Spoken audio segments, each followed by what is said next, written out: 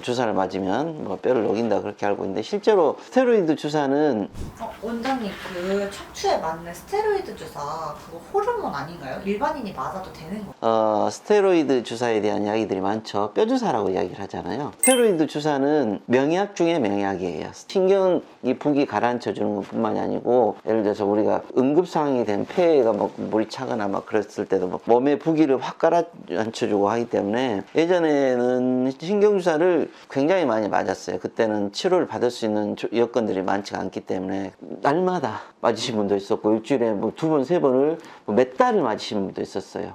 일주일, 2주일 간격으로 뭐 3개월, 6개월 그렇게 맞으신 분들이 계셨어요. 근데 그렇게 맞으면 그 스테로이드의 부작용이 생기죠, 당연히. 그것 때문에 뭐 쿠싱이라고 하는 우리 얼굴이 붓는 그런 부작용들이 생기고, 당뇨가 생기고, 또 뭐 뼈가 약해지는 문제도 생기고 그랬는데, 지금 현재는 이 통증의학과 선생님이나 다른 의사분들이 다 그걸 알잖아요. 그래서 본인들이 그런 규율을 다 해요. 그래서 뭐 주사를 예를 들어서 3번에서 5번 정도 뭐 1년에 2-3번 맞으세요 하고, 그걸 그 너머에서도 계속 맞으려고 하면 말씀을 드려요. 너무 많이 맞으시면 안 좋기 때문에 다른 치료를 하시는 게 좋겠습니다 라고.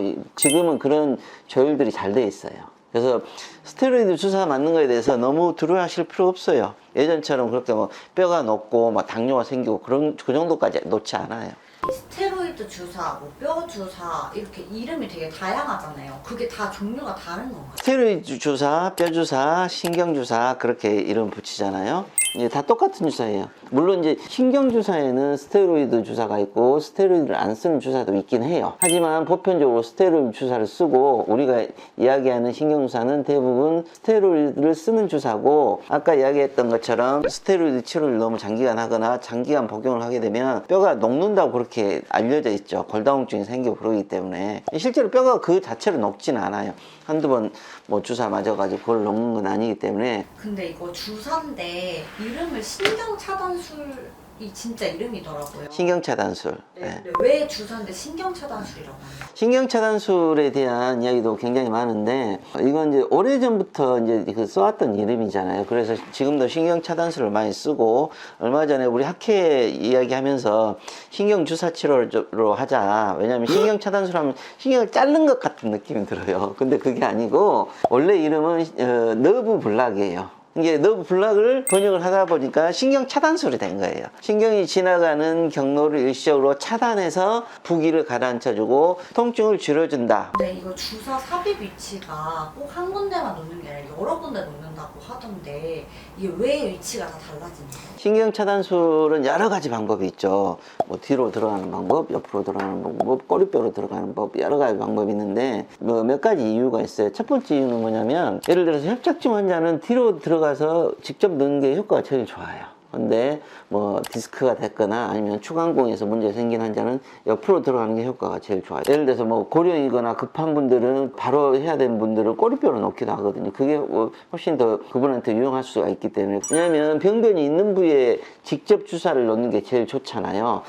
모든 환자들이 위치가 다 다르고, 또 그 치료 방법들의 술기의 발전도 이제 거기에 영향을 미치게 되는데, 예를 들어서 흉추가 되고 옆으로 들어가는 거고, 그건 조금 더 이제 후반기에 그 발전이 된 것들이기도 하거든요.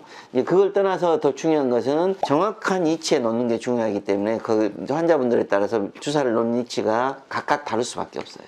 원장님, 아무래도 주사라고 하니까 수술보다는 좀 부작용이 적을 것 같은데 맞나요? 신경차단술은 아무래도 그 구조적인 변화가 없고 약물만 투여하는 거기 때문에 부작용이 훨씬 더 적을 수밖에 없어요. 단지 이제 문제가 되는 것은 몇 가지가 있죠. 첫 번째로는 너무 이제 신경주사 치료들이 많아지잖아요. 주사 치료를 맞는데 이제 소독이나 그런 위생 간염들이 참 깨끗한 병원들에서 해야 되는데, 그게 조금 부족한 데도 있어요. 그런 데 생기는 염증의 문제. 신경주사도 아주 간단한 것 같지만 그러진 않아요. 그것도 많은 경험이 필요하고, 그러다 보면 경험이 부족하신 분들은 약간 신경 손상이나, 이제 신경에 직접 넣는 게 아니라 그랬잖아요. 근데 직접 놔지기도 해요.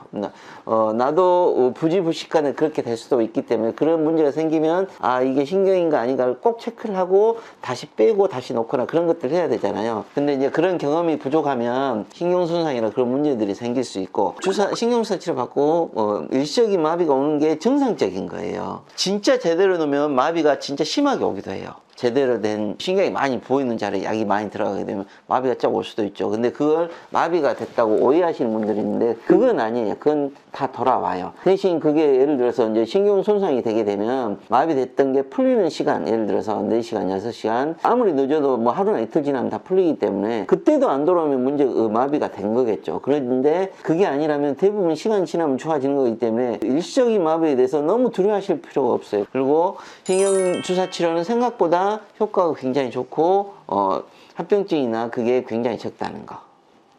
그러면 신경주사 맞을 때 고려해야 될 점이 따로 있나요?